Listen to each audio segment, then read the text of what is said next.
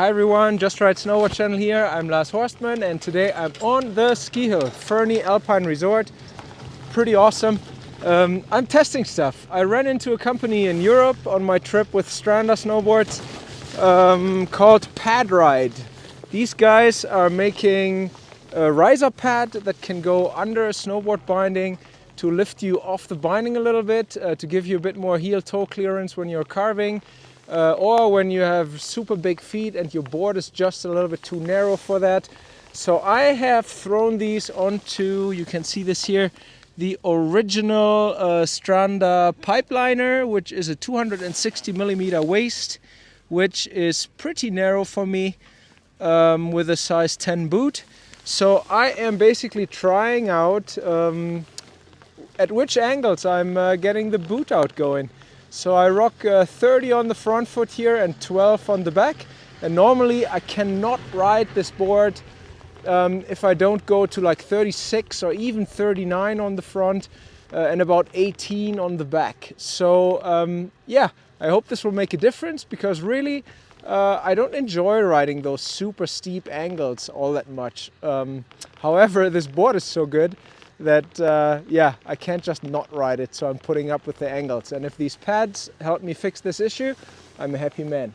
Let's see what happens next.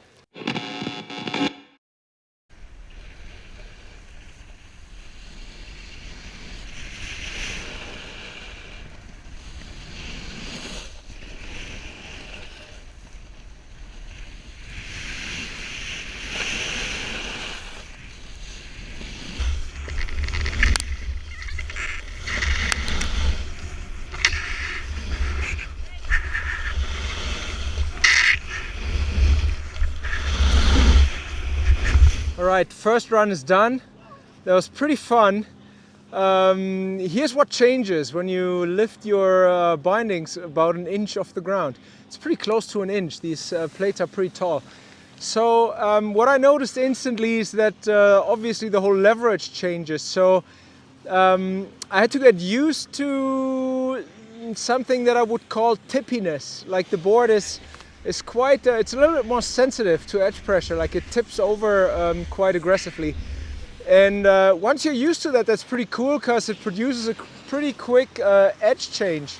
So that's pretty fun. In regards to booting out, so with these angles, 30 and what did I say? I think 9 or 12 on the back foot right now. I am still booting out. However, this is me on a really steep run where I really have to crank board angulation to the maximum so I don't get too fast through the fall line. So basically I'm saying, like, at the highest edge angles that I ever ride, I actually then boot out. But considering that I wouldn't be able to ride this board at all with these angles, and without these risers, I think that's a win. So I'm actually pretty excited to keep riding this setup at least here for the day and feel out a bit more. Yeah, it turns this board even more into a race board just due to this really quick edge-to-edge thing and just that little bit more angulation that I can crank out of it.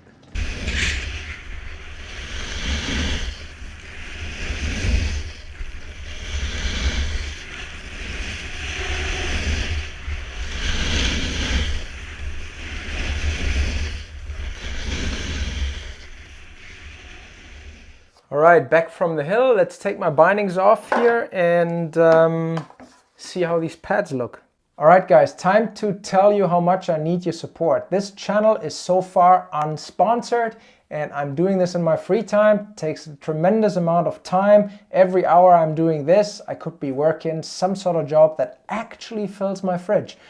But then you wouldn't have this much fun. So minimum you can do right now is subscribe to this channel so this platform grows. Of course, only if you like what you're seeing. Like the episode, share it with your friends, get the notifications so you know what's coming up next. And if you want, you can also send me a tip on buymeacoffee.com/justaride.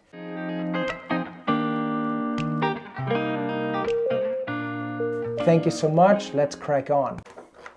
Pretty neat little design that those guys from Padride came up with. Here we go. Binding is off. So this is what you see when the binding is off and it's mounted. And this is a 3-piece design. I'm going to take the center piece off, and these are my heel and toe plates. And then what you're left with, I loosened these previously, are these little inserts, and that's kind of nice. This is not new. Palmer plates, Sean Palmer power plates in the 90s had a very similar thing going on, and then Burton had a similar plate as well. So you need an insert extension to get higher up from the deck here, and then you just need that centerpiece. I'm going to put this back on and show you what's up. Toe and heel piece are symmetrical, so there's no right or wrong here. Just pop them under and push this down, and then these are basically locked into place with a little lip that is running down here, and you can get any angle and probably any binding size by just sliding them in. So that is a really nice design that they came up with here. And I think the most important part is material choice. So the old original Palmer power plates, supposedly, the rumor is they broke snowboards because they were pretty much rigid plastic and created lots of dead spots, or a very large dead spot. However, I don't know this. I just heard it. This center pod here is basically made out of a very, very dense, firm rubber. And that is where you're mainly standing on, in the center of the binding. And then the same goes for these heel and toe pieces.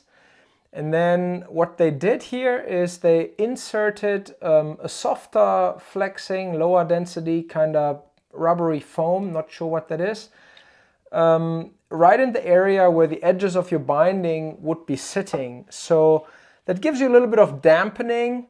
And in case of my bindings, the now bindings with the 4 corners where the bushings are, that actually left quite an indentation there.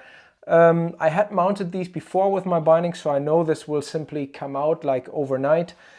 However, maybe that's one of the parts that, as much as I understand the idea behind this design choice, I think it doesn't need it.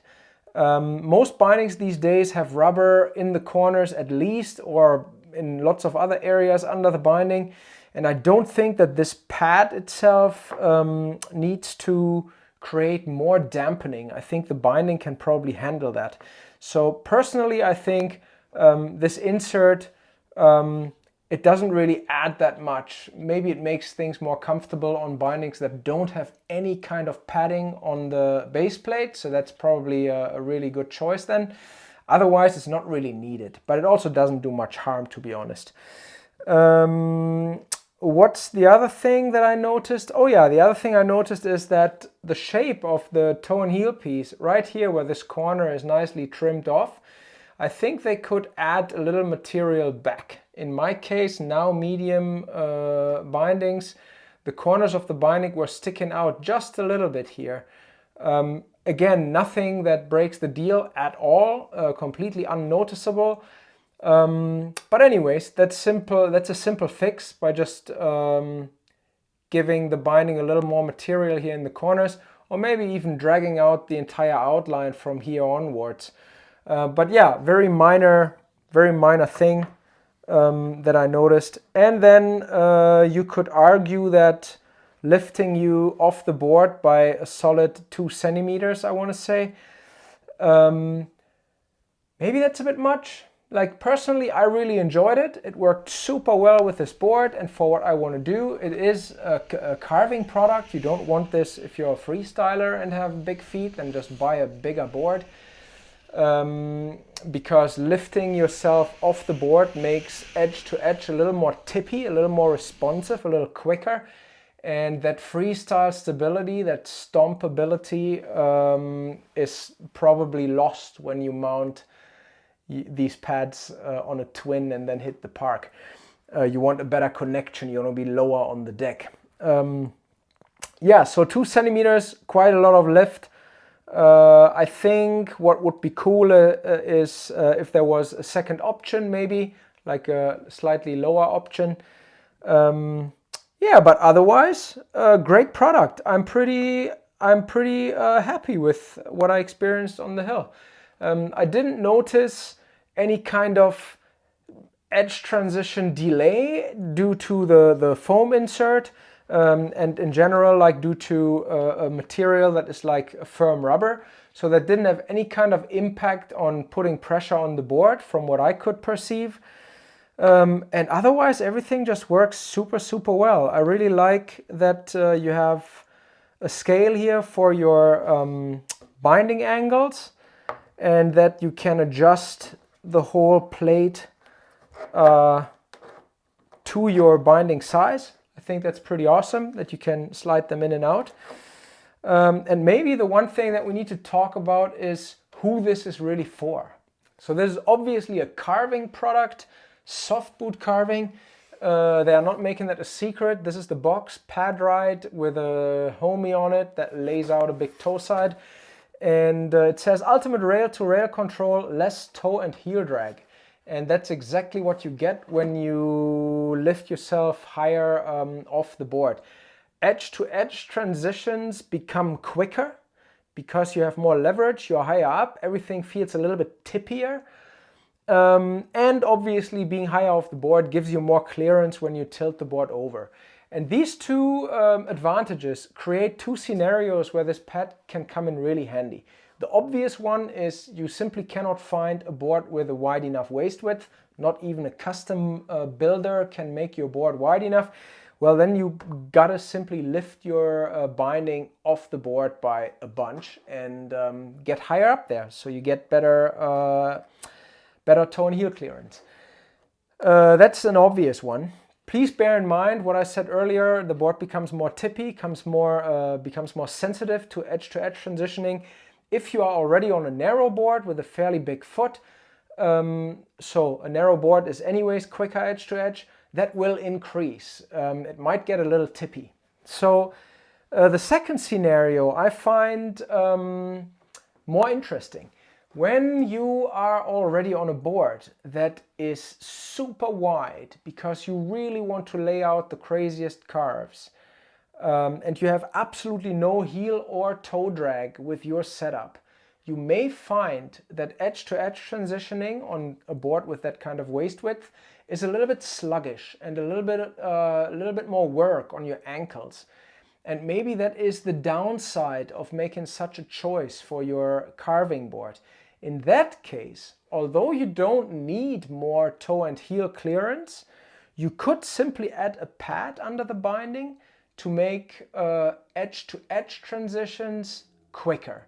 So you would give the board a little bit more life, changing edges by lifting yourself up, although you don't need it for less boot drag. That's scenario number 2. And I think that is probably one that some people might want to jump on with a product like this. All right, that's Padride for you. I ran into these guys at a trade show event in Europe. They're from Poland, very nice people. I think they have something going on here with this product. This is all coming back, that is not new, but they clearly improved what we had in the 90s. And yeah, if this is for you, check them out, check out their homepage, and there's a link in the description of this episode that gets you a discount if you happen to buy these from their online shop. Bear in mind, this is European shipping only so far. I hope they can change that in the near future. But yeah, I was pretty happy with my experience.